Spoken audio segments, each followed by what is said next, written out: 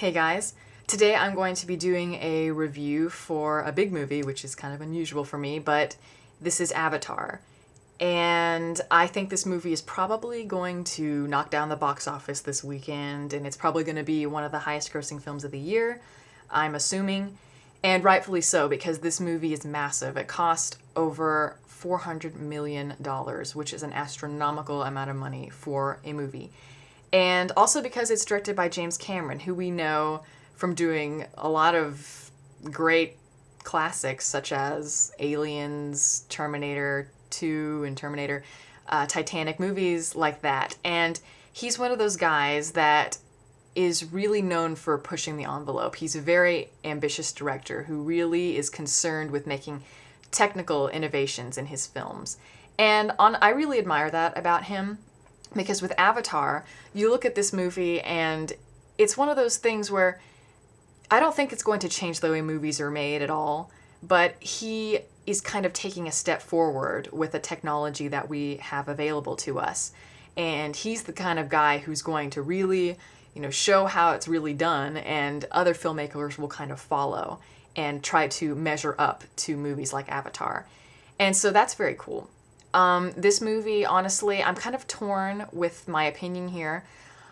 I think it is one of the most visually spectacular films I have ever seen. It is absolutely incredible. And it's a tribute to James Cameron because of his ambition, and just the quality of detail in this movie is incredible.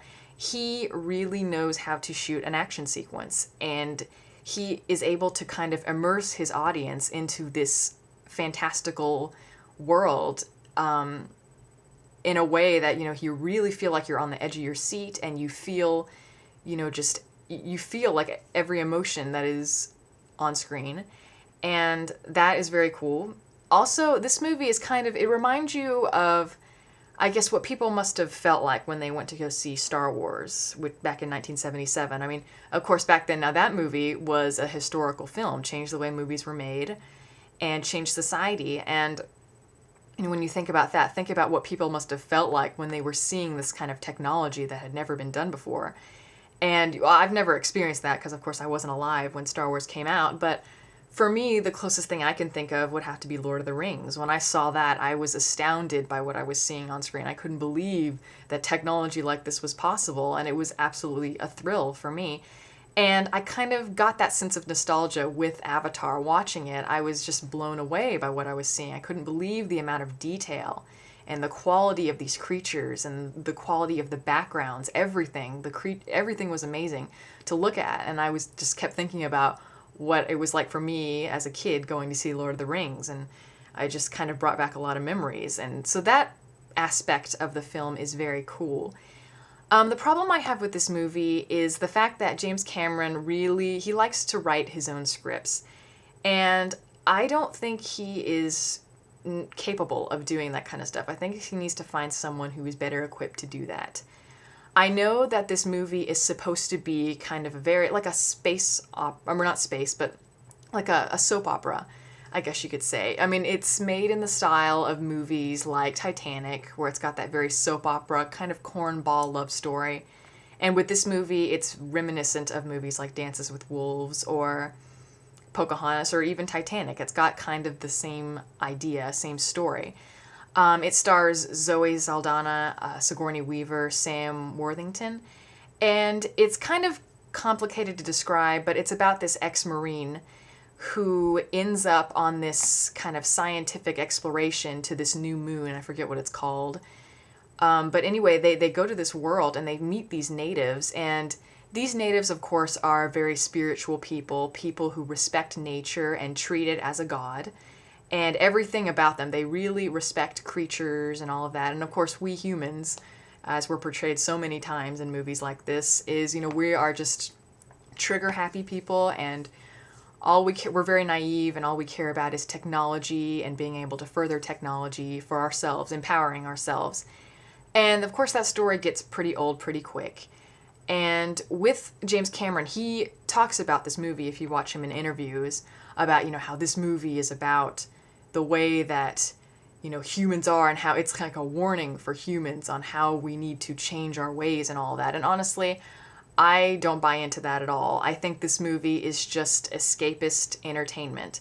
And it is. I mean, it's an epic film. It's extremely massive, beautiful to look at, and that's what people are going to go see it for. They're not going to go see it for the themes that he supposedly explores with this movie. For me, it's very simplified symbolism.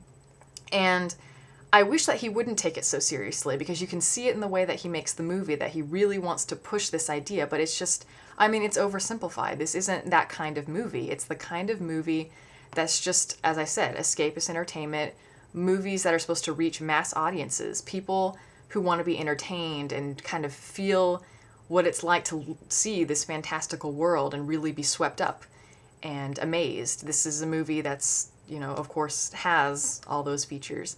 And so that's kind of my issue with the movie. I think that it's incredible to watch. Absolutely incredible. And even though I do have my problems with it, I do think that you need to see it on the big screen just for the visual aspect, because you will be blown away. I mean, things like this rarely come around.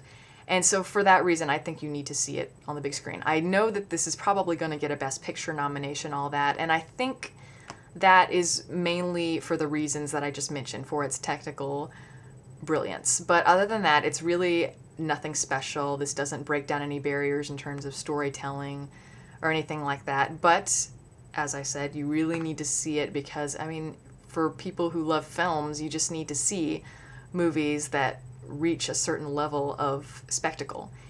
And Avatar really does do that. So yeah, definitely see this one on the big screen. And if you can, try to see it in 3D.